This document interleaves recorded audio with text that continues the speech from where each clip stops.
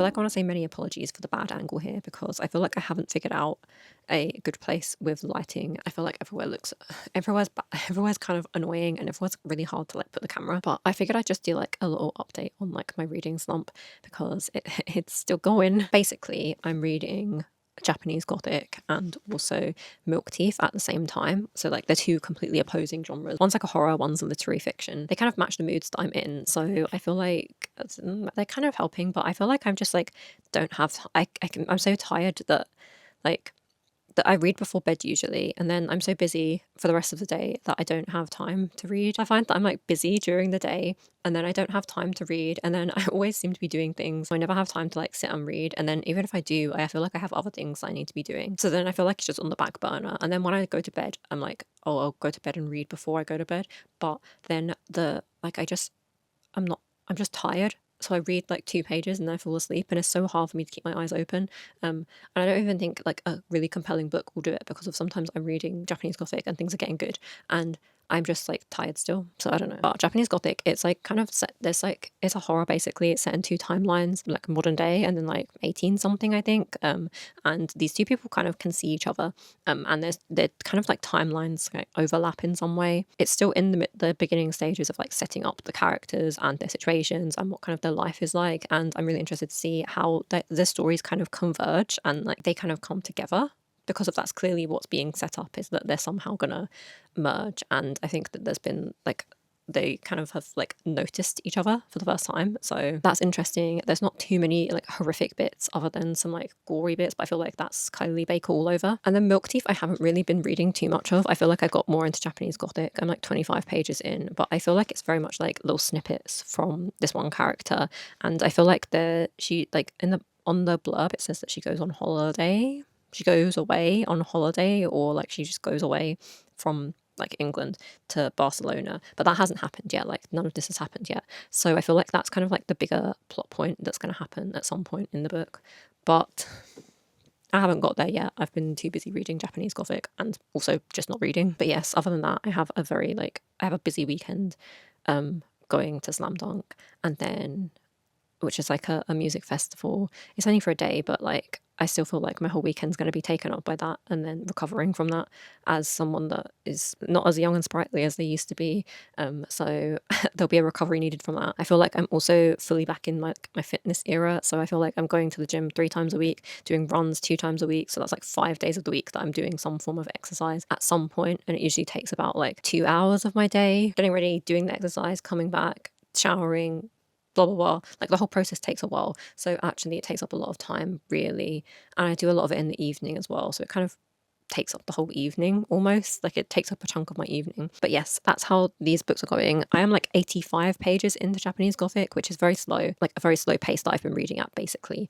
But I'm enjoying it so far, and I feel like the setup is done, and we're kind of getting like we kind of have an idea of who both these characters are, their life situations, why they're in this house, and we kind of see like what's going on in their lives and the things that they're both kind of struggling with in their life and in like family dynamics. So that's very interesting. I feel like we're getting to, now that the kind of setup of who these characters are is done, we'll get more into like the story of what's going to happen and how they kind of like how their stories are going to converge together, which is exciting. And that's all my updates for now. I will check back in later.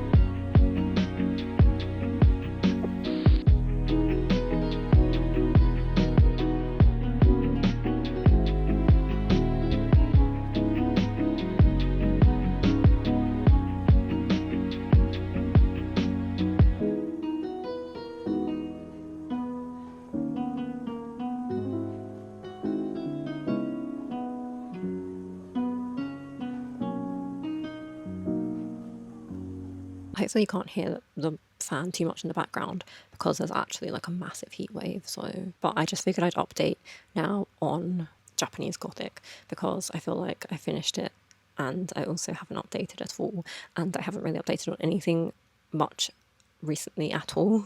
I feel like it kind of went in a direction that I wasn't really expecting. So I feel like it, like when I read Bat Eater by Kylie Lee Baker, her other horror novel, I feel like that one was a lot more, I feel like that one was a lot more gory and a lot more supernatural and a lot more like kind of suspense in the sense of like this kind of impending doom and like more horror-y, classic horror-y suspense in terms of like you're not sure what's happening, and there's kind of like these supernaturally elements that are scary. Whereas in this one, it feels a lot more like almost sci-fi, where there's these two different timelines and they kind of converge, and there's lots of gore as well, and almost like it's like a psychological kind of horror, but also kind of very character driven, and really like looking at the character and their kind of like psyche and their family relationships and what's going on in their life. Like it kind of felt like more of a historical fiction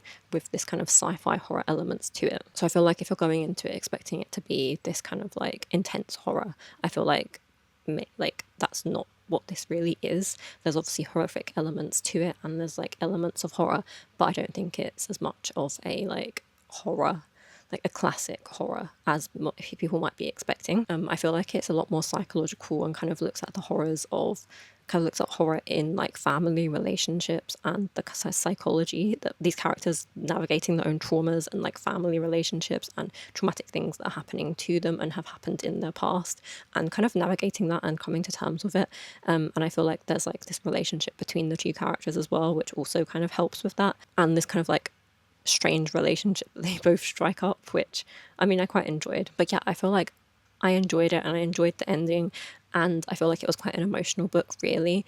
The same way though I feel like Bat Eater was quite emotional as well. I feel like Kylie Lee Baker really blends this mix of like horror with character, like with really strong characters and characterization and character development and like exploring these characters and their dynamics. And I feel like she does such a good job at doing that. I feel like this one was definitely less horror-y, and I feel like I've seen a lot of other people say similar things, that it's not as horror as Bat Eater, or some people don't really feel like this is a horror at all, which I mean I can see why people would say that, because it does feel a lot more like historical fiction with sci-fi elements and like a splattering of horror and gore.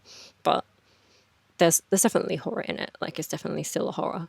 I just think maybe people need to readjust their expectations if they're going into it expecting it to be as horror as Bat Eater or other horrors out there. But I loved it, I enjoyed it, I gave it 5 stars. So I'm also reading Milk Teeth at the moment. This is like a literary fiction and it follows like an unnamed character, like a protagonist, and it's got these like random snippets of like her life and like looking at her past and kind of like what it means to be like a woman, I guess, and like to make decisions.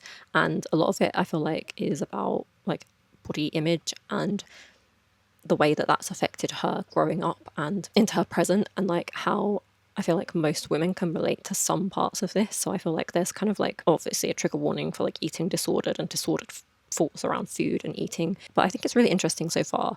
And it's kind of just like this character study of this one character and her relationship with this guy who I think she's quite like an avoidant.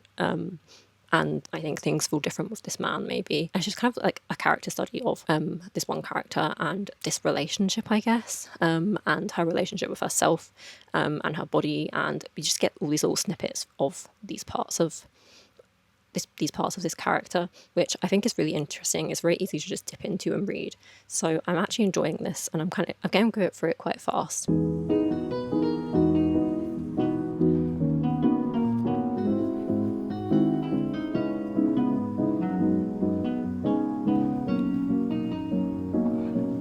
It may be 2 months later, but I feel like I just need to finish this video now. So we're just going to go and talk about the books that I read. So I'm just going to wrap up my thoughts on the other 2 books I read, which is Milk Teeth and Wolfworm. So I finished Milk Teeth. I really liked this at the start, but I feel like by the end it kind of ran out of steam a little bit. Like I really liked to look at like body image and the kind of things that women who grew up in this particular time period, like the 90s, kind of thought about, and like how pushed on you to be skinny, and the way that people will internalize that. And I feel like most women who grew up in that time period will have experienced that in some way. And I really liked the way that that was dealt with. I feel like I liked parts of like the relationship because it follows her, this like unnamed character, and her relationship with this man, and how she moves from London to Barcelona to be with him, and the kind of like unknowns in the relationship, I guess, and things that come up, I guess, when someone moves away, and the kind of like, I don't know, getting to know someone in that kind of situation.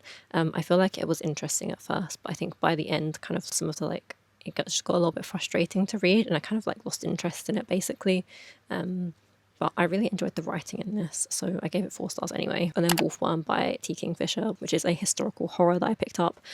T. Kingfisher, I love all of her horror that I've read, and this is no different. I gave this one 4 stars, I think. It's in 1899, and it follows our main character Sonia, who goes to this house to be like a scientific illustrator who does like illustrations of bugs and insects and stuff like that.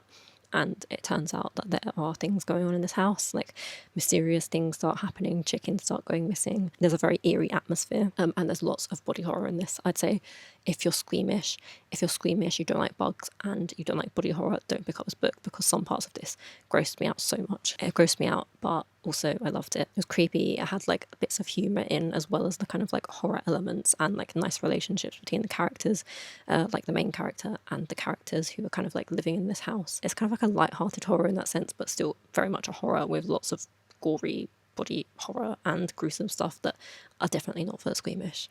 But anyway, I loved it, as I do with most T. Kingfishers, and I think the cover is really pretty. Look at it. And also I got one with like really nice sprayed edges. So anyway, that's my update of those books that I finished. I've read a bunch of other ones in the past like period of break, but I figured I'd just wrap those up, and just so that this has a nice conclusion to it. But anyway, thank you so much for watching. I'm trying to be more consistent, which I mean, my 2-month break, maybe I just needed it. Reading just has been quite inconsistent for me. Like I find it, like I just feel like I can't get into anything properly. I keep picking up different books and then putting them down, but I'm trying, so it's kind of hard to like update on things when I haven't been reading very consistently. Anyway, thank you so much for watching, and I will see you in my next one. Bye.